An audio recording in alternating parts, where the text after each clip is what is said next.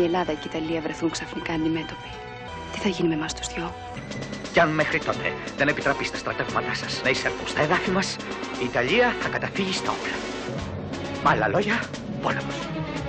Λοιπόν, όχι!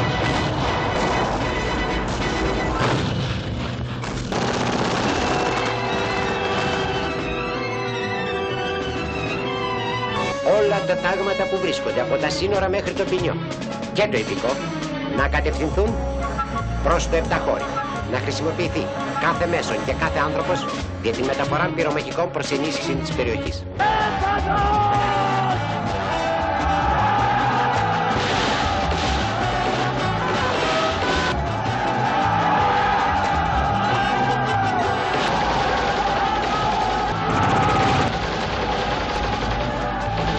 Δεν είμαι ηρωίδα, αγάπη μου.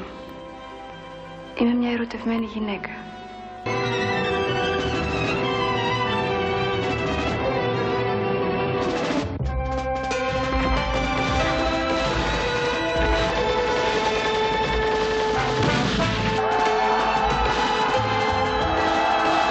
Γι' αυτό πετύχατε τη μετάθεσή μου στα οχυρά της γραμμής Μεταξά.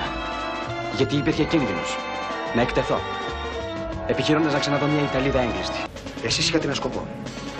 Να ρίξετε τον εχθρό στη θάλασσα. Ενώ εμείς γεμίζουμε τα όπλα μας και περιμένουμε.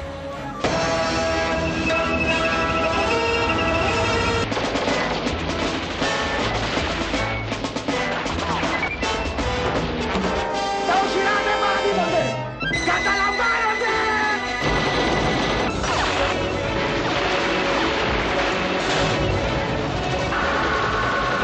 Δουν εσένα, ένα ήρωα της Αλβανίας, του Ρούπελ, αγκαλιά με την κόρη ενός Ιταλού. Τι θα πούν αυτοί που πολέμησαν μαζί σου πλευρό με πλευρό στο μέτωπο?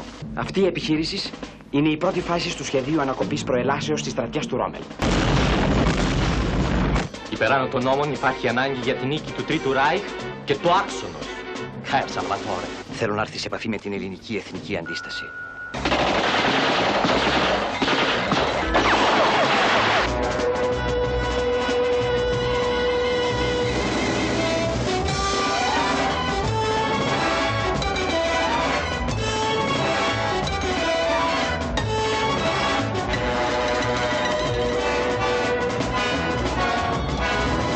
Έλληνες, ζήστε ελεύθερα!